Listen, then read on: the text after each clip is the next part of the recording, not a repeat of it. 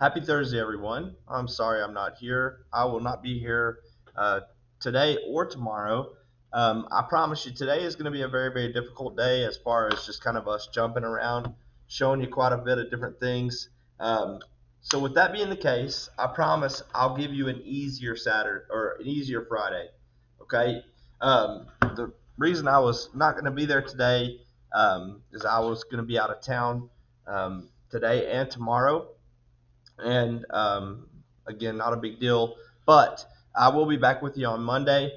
So if any of this stuff is confusing, tomorrow is going to be more like a practice day where we kind of put all this back together and make sure you understand all this. So I'll make it a real easy Friday, but today we need to cover three things. One, the homework from last night, so please get it out. And then we're going to go to our note sheet from yesterday.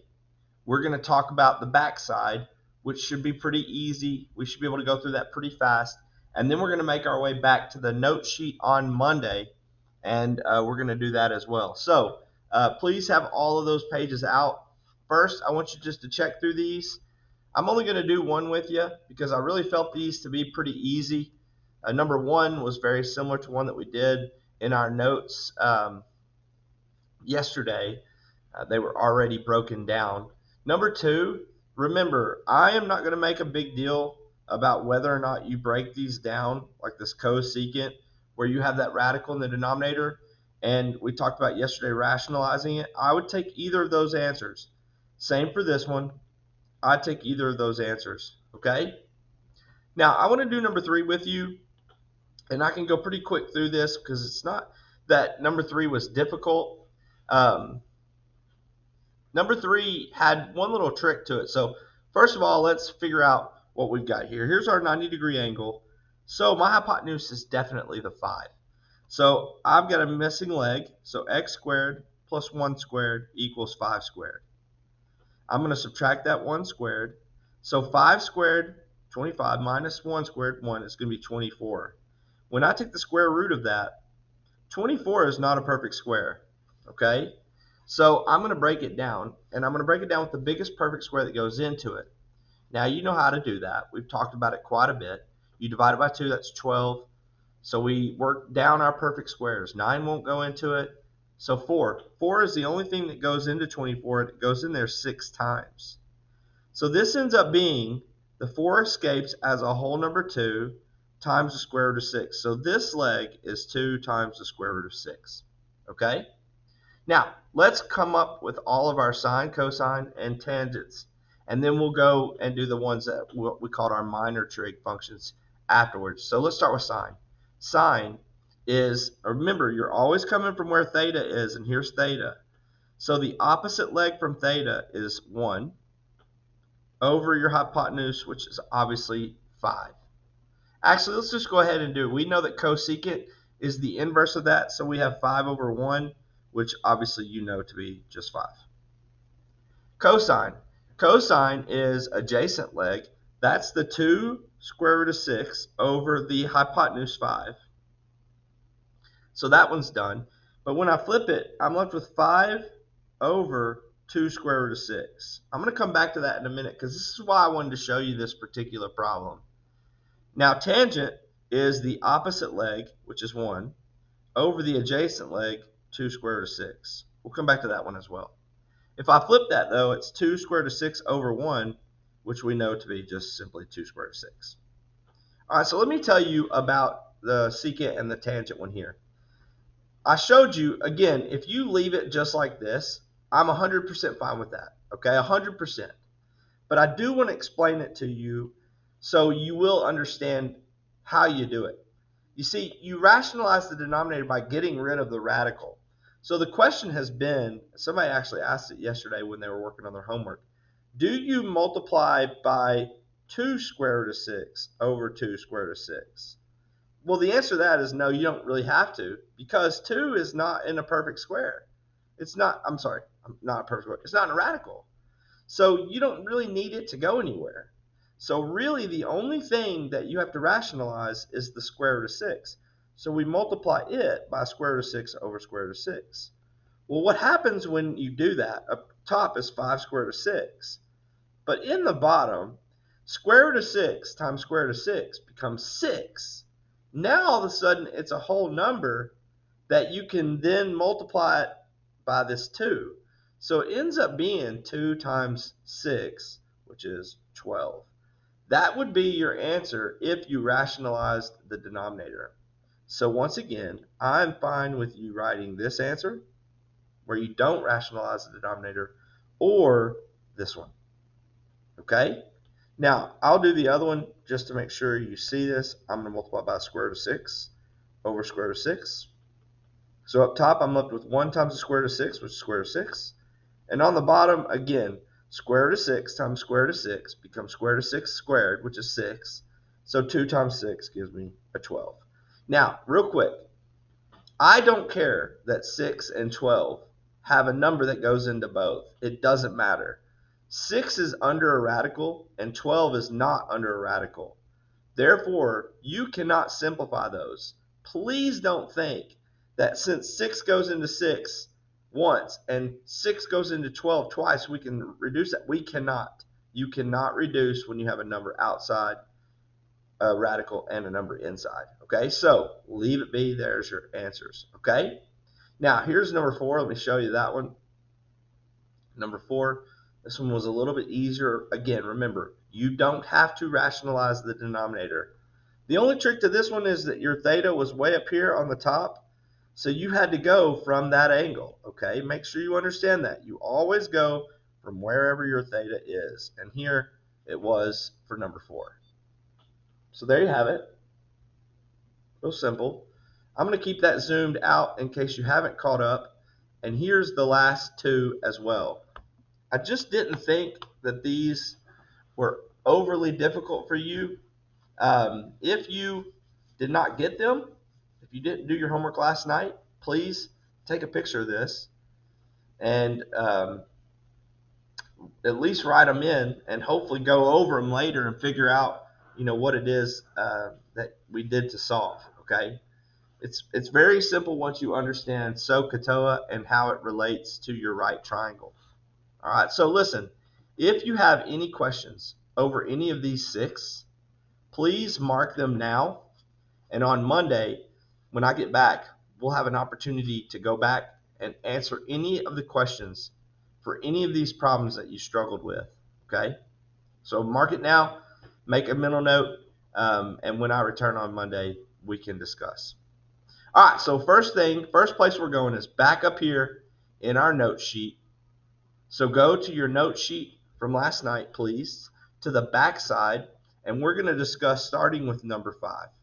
You see, here's the deal with these problems, and we could have probably jammed this in yesterday, but with the time that we had, I wanted to give you a little bit to work on in class, and then I knew we could hit this along with what we talked about or what we left off from our notes on Monday. We could do those both today real comfortably. So first, what this particular problem and all of these problems are is they've given me a specific ratio. For example, in this problem, they gave me cosine 2 over 3. So what I want you guys to remember is cosine was what? It was right? Cosine was A, that was adjacent leg, over H, hypotenuse. Okay? Now, real quickly, I know that the secant is 3 over 2, so I can knock that one out real quick.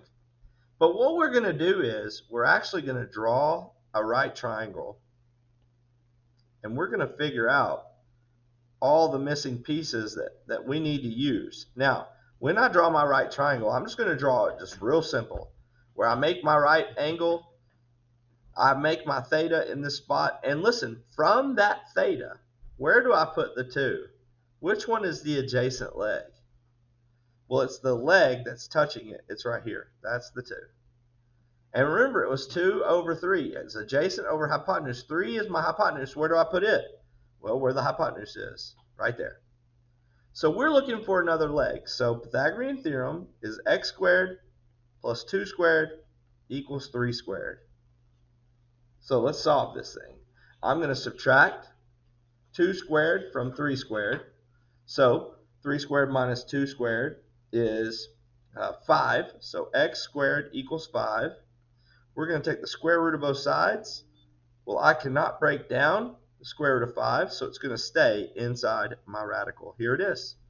Now I can do exactly what I did yesterday. I can solve for all of these other things. So let's go with sine. Remember, we're going from theta here. So we're going to do sine of theta. So that's the opposite leg, square root of 5, over the hypotenuse, 3. Okay, that's easy. Let's flip it around. Let's do the hypotenuse over the opposite leg.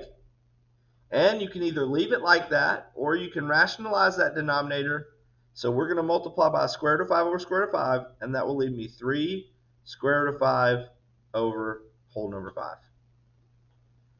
Now, last one, we're going to do the tangent from theta.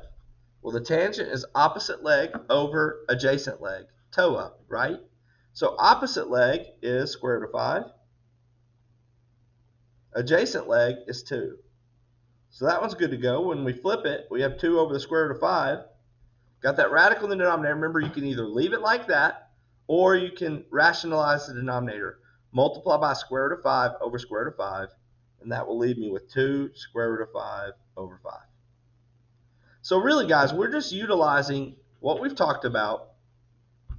We're placing those back in a right triangle, and then we're going from here. Now, personally, when I go to this next one, I know it gives me cotangent, and I know cotangent, but remember, cotangent, in my opinion, is a minor trig. So I'm going to go to my major trig. I'm going to flip this thing. It's 2 over the square root of 21. Now, feel free to rationalize it if you want. That's 2 square root of 21 over 21. But here's my focus right here. 2 over the square root of 21. Okay? Let me explain why. That's my focus. I'm going to draw a right triangle. Same kind of triangle I drew just a second ago. Here's my 90-degree angle. Here's my theta. Okay, I'm going to keep putting them in the same place. Now, remind me, tangent is what? TOA. Opposite. 2 over adjacent, square root of 21. So, opposite leg, 2, over adjacent leg, square root of 21. See, I'm simply using my trig functions that we learned, didn't mean to erase that, in order to place these values in my right triangle. And now all I have to do is just solve, and then I can write the rest of my trig functions. So here we go. We're going to take a squared plus b squared. Remember, these are both legs. We're trying to find the hypotenuse. So there it is. So type in your calculator, 2 squared plus the square root of 21 squared, and you're going to come up with 25. So 25 equals x squared. We're going to take the square root of both sides. So x equals 5. My hypotenuse is 5. So now I can roll through all of these. Okay, sine. Well, that's opposite leg, 2, over the hypotenuse, 5. Cosecant, flip it. Cosine, adjacent leg, that's square root of 21, over hypotenuse, 5.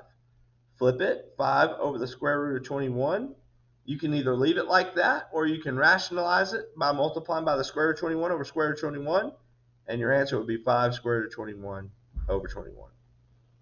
Remember, either of these are fine with me. I am not going to be picky about that. So these are actually pretty simple. I think you all probably agree. Let me do the other two. Okay, I can knock these out pretty fast. This one, they gave me tangent. Again, I know cotangent is the flip version of that. I'm going to draw my right triangle. I'm going to put my 90-degree angle same place, put my theta in the same place. So again, I'm dealing with tangent. TOA, opposite over adjacent. Opposite leg, 8. Over adjacent leg, 15. Okay? So I didn't really mean to make a mess, and now I really made a mess. So we're going to do 8 squared plus 15 squared equals my hypotenuse, because I don't know it, squared. So 8 squared plus 15 squared is 289. You're going to take the square root of both sides. So 17 is my hypotenuse. So once again, now we can answer every question. And not only that, it's going to be real simple because we're not going to have to worry about simplifying any radicals. We're not going to have to worry about Rationalizing any denominators, we can just write our fractions and flip them. For sine, opposite leg, 8 over hypotenuse, 17. Cosecant, flip it. Sine or cosine, adjacent leg, that's 15. Over the hypotenuse, that's 17. For secant, flip it. 17 over 15. All right, last one. Again, remember they gave me secant. So I'm going to allow that to flip and put it for cosine as 8 over the square root of 73. So look, guys, let's draw a right triangle, and let's put these in the right spots. Here's theta. Again, same diagram every time. Remember, we have cosine, ca.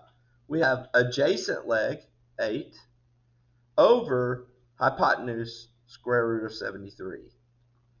So what are we finding? We're finding another leg. So x squared plus 8 squared equals the square root of 73 squared. So we subtract 8 squared. The square root of 73 squared, 73 minus 8 squared, 64. 73 minus 64 is 9. We're going to take the square root of 9 and we get 3. So now we can answer all of the rest of the questions. So let's start with sine. Sine of theta is the opposite leg, 3, over the hypotenuse, square root of 73. Flip it. Square root of 73 over 3. Now, if you want to rationalize this, that's 3 square root of 73 over 73. This one I could have 8 times the square root of 73 over 73. And then finally, the tangent of theta is the opposite over the adjacent. That's 3 over 8. Cotangent inverse, 8 over 3. So there you have it. That's the back of your note sheet from yesterday. So as you might suspect, one of your assignments tonight is to finish 7, 8, 9, and 10 on the back of your homework sheet. Okay? So 7, 8, 9, and 10 are 4 of the problems for your homework. All right, let's go now back to the very first lesson that we did in this trig unit that was called angle measures. And, well, it's actually called angles and angles measures. Remember, this is the day where we talked about 3 different things. How to convert degrees to radians, radians to degrees. We talked about coterminal angles. Remember, add 360, subtract 360. Or if it's radian mode, we can add 2 pi and subtract 2 pi. We also talked about reference angles that day, but that's where we stopped. I thought it would be silly to teach a lesson where we hadn't even talked about the Pythagorean theorem, even though I know you guys are very familiar with Pythagorean theorem being a squared plus b squared equals c squared, but you actually have to use it in this situation. And what we're doing is we are considering these trig functions as they relate to a coordinate plane. Okay? So here's what I need you guys to understand. When it comes to a coordinate plane, if I had a specific angle that was drawn, okay, the reference angle is extremely important in this triangle that is drawn here, right? You can see the reference angle would be right here, right? So what we're going to do is we're going to understand how trig works with a triangle that would be written here, so we can kind of understand this concept of a unit circle. Okay, so if I drew a triangle here, remember this is the x value. How do I know that? Because that's how far I'm going, left or right, on the x axis. So we're going to call that x. And then, of course, this is my y, because this is how high we're going up on the y-axis. So that kind of makes sense. And then we're going to call this r, because it's like the radius of a circle. Okay, this is kind of how it relates to a unit circle. That's an r, that's the radius. So x is left and right, y is straight up and down. They're the two sides that we would refer to as legs, right? They're legs. And then, of course, you have your r value, which is your hypotenuse. So, taking what we learned the other day if I were to make a couple of changes, A, we would replace with x. B, we could replace with y. And C, we would replace with r. This is how we're going to do this if I consider these specific triangles that we could draw on a coordinate plane. All right, so let me explain. Sine. If I'm dealing with sine, and we always go from this reference angle, okay, so we're talking about from right here. All right, right here. This one right there. So what would be my sine opposite leg? Well, that would be y. And what would be my hypotenuse? Well, that's for sure r. So my cosecant would be r over y. What would be my cosine from that angle? Well, that would be the adjacent leg, x, over the hypotenuse r, so x over r. The secant would switch that to be r over x. And the tangent, of course, would be opposite leg, which is the y, over the adjacent leg, which is the x. Flip it, x over y for cotangent. All right, so all of that sounds, I hope you think, pretty easy. And it is, okay? I'm not going to say it's not easy. I just want to show you one example, and then you're going to have the time, I think quite a bit of time to go through these problems in your homework. Okay, so if I look at this coordinate plane here, and they give me a point, okay, point P, and it's located at 5. Now remember, 5 is always x, because it's first, and then negative 2 is y here, because it's second. It's an ordered pair, guys. Point P, it's at 5, negative 2. So 5, negative 2 is 5 to the right, and then 2 down. And that is what creates this right angle. Now, a couple things I think it's important. We're going to go ahead and put these 5 and this negative 2, but we're going to find the r. Now, anytime we're dealing with the r value, the radius, it has to be positive. Okay, it has to be positive because we're dealing with perfect squares. We're dealing with the distance that it is from that origin, so it's going to be a positive value. You don't have to worry about the direction that looks like it's going. Okay, now x can be positive or negative. Y could be positive or negative, but r is always going to be positive. So let's find that, okay? So I've got 5 squared plus negative 2 squared equals that radius squared. Okay, you could call it x, you could call it y, or you could call it whatever you really want, okay, c, but we're going to find that value. So negative 2 squared plus 5 squared is going to be 29. And that equals that r squared. We're going to take the square root, and r will equal the square root of 29. I cannot break down the square root of 29. It's a prime number, actually. So not only will no perfect square go into it, no number goes into it besides itself and 1. So it's done. So we're ready to now name our trig functions. Now remember, when we do this, where are we coming from? What are we treating as theta? We're treating the angle that is created at the origin, okay? So that's where we're coming from. The angle that's created at your origin.